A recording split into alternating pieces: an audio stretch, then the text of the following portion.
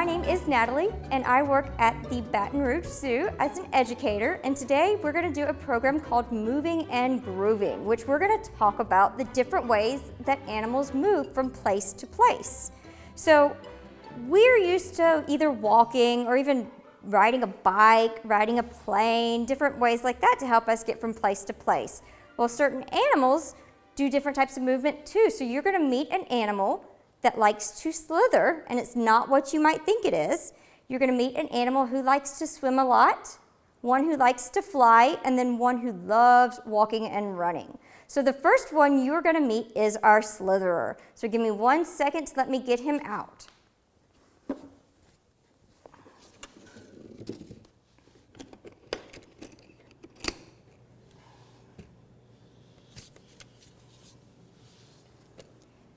Okay. Now, most of you are saying, ooh, that's a snake. And this is actually not a snake. This is what is called a European legless lizard. So yes, this is actually a lizard who just does not have any legs. Now, his name is Malfoy. He does have a brother named Draco here at the zoo. So they are our slitherers, so like our snakes. He has some common features as a snake, but there are a lot of differences too, which I am going to show you. So if you take a close look here, you can see his head, and when you look at his head, you'll see it looks like a lizard head. So these guys actually have eyelids like we do. So he can blink, he can close his eyes, and he can do that. Snakes can't do that. They do not have eyelids like these guys do. Now, the side of his head, you might see there's a tiny, tiny little hole. He actually has an external ear like we do. And so snakes don't have that. And you can see him moving around. He does like to slither, and he likes to move like that. These guys would not necessarily go up trees. These would be mainly found on the ground. They usually live in parts of Europe and Asia. Now, the cool thing about these guys is his body actually ends about right there where my hand is. So all of this is actually his tail. So 2/3 of his body is his tail, which is why I'm holding him kind of up here, because he can actually detach his tail if he needs to get away from a predator. So what he would do is he would start spinning really fast, kind of slowly like that, but he would go fast if he's trying to get away. And he would start spinning really fast, and it would basically, his tail would go off with the predator, and he could slither away, hide, and then regrow the tail as needed. Now, it wouldn't grow as long as it would be right now. He's about average size, which is about 2 to 3 feet long. And then he can basically stay hidden and just regrow his tail back as needed, and then if he needs to detach it again, he could. He can actually let go at different parts of his tail if he needed to. So this is our slitherer. You can see he's not nearly as flexible as a snake, but he can move pretty fast. So I'm about to put Mr. Malfoy up and grab our next animal, which will be our swimmer.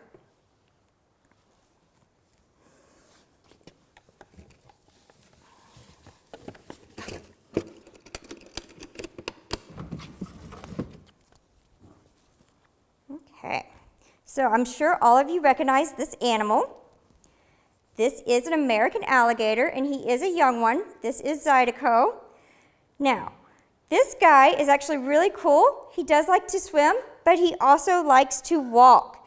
And you will notice on his feet, he actually has some webbing between his toes. If you can see him, he's kind of moving around right now, and some non-webbed toes. And those are actually good for when he's swimming. He uses the webbed feet, the toes, and when he's walking, he uses the non-webbed toes. So he can go from water to land as needed. And so for these guys, when they hatch, they actually will make a chirping sound to their mom to be like, hey, come get me.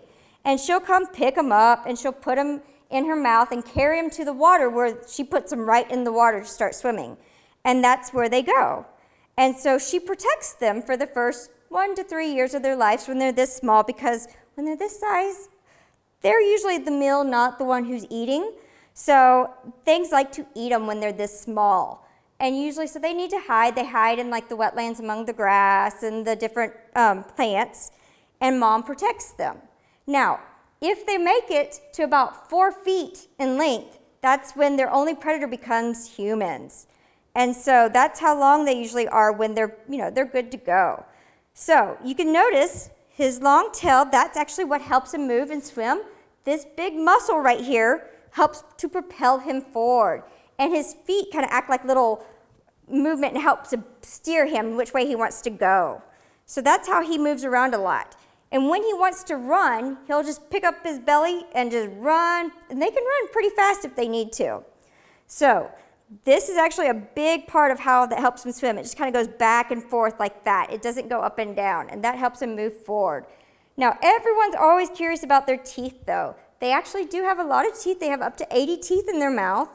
And they actually are constantly losing them and regrowing them if they need to. They can actually go through 6,000 to 8,000 teeth if they need to in their lifetime. So that is a lot of teeth. And like I said, this is our swimmer, and it helps because he has those webbed feet. And so I'm going to put him up soon, and then we're going to move on to our next animal, which is our flyer, which is going to be an owl. So give me 1 second. Let me put him up.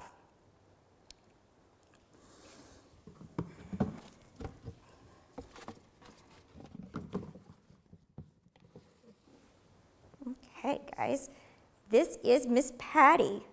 She is our eastern screech owl. I'm going to let her sit up here so I don't have to keep moving her around. Now, Miss Patty is a screech owl. This is a full-grown owl. She is not a baby. This is as big as she gets. And Miss Patty here, you might notice she is blind. So she's missing one eye. She was injured by a car before we got her. She was from a wildlife rehabilitation center that we got her. And so she is completely blind in the other eye that she does have. However, she can hear very well, which is why she's looking at me right now, because she hears me talking. But she can still fly very well too, and because of that, she could not be released into the wild. So Miss Patty here needed someone to be able to take care of her, which is why we got her here at the zoo, so we could take care of her each day, because if she was in the wild, she would not be able to survive on her own. So she can hear, but she can't see, and these guys depend on their sight more than their hearing, as opposed to some other owls who might hear better than they see. So Miss Patty here and other owls are actually called silent flyers, meaning they fly so quiet that their prey does not hear them, and it allows them to catch their prey really easily.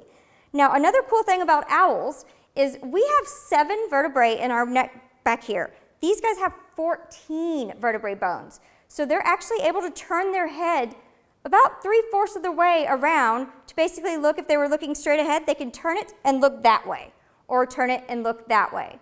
So they can't turn it all the way around, but they can do about 270 degrees. And that their extra vertebrae, the 14 vertebrae, helps them to do that. So that's why they're constantly moving their heads. And they don't move their eyes. Like we can look straight ahead and move our eyes side to side. These guys can't do that. They rely on moving their heads as opposed to their eyes like we move them. And actually, I do have a skull. I'm going to hold it up to the camera so you can get a close view to see the eyes. These guys, their eyes take up 2/3 of the room in their skull. So they have really large eyes. And this is actually a replica skull of a great horned owl.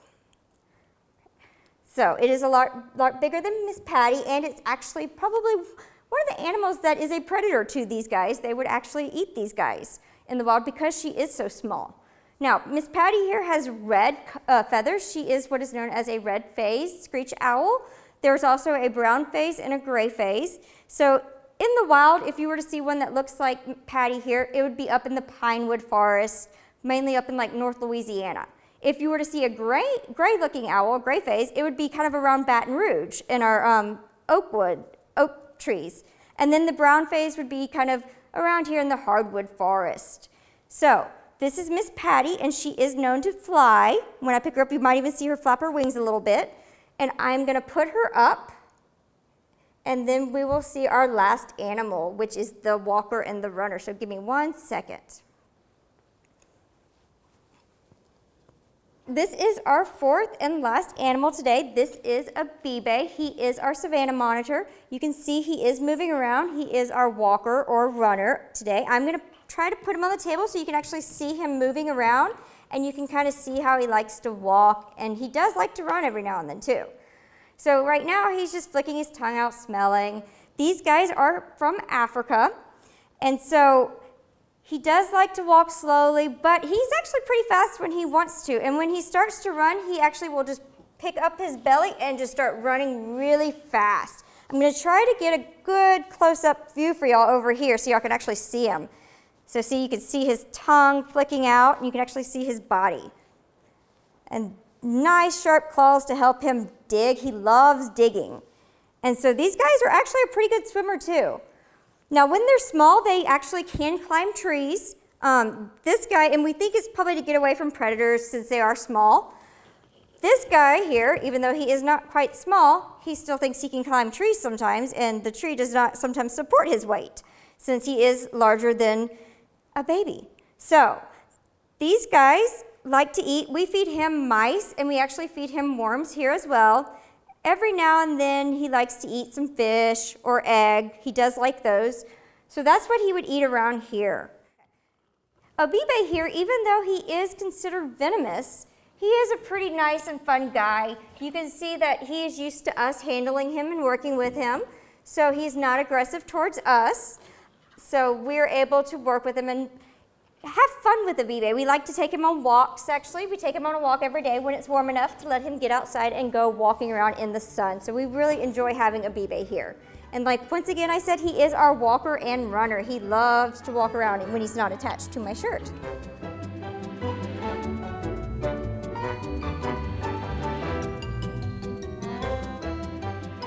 Well, thank you guys. I hope you enjoyed meeting our animals today and learning how they get around from place to place.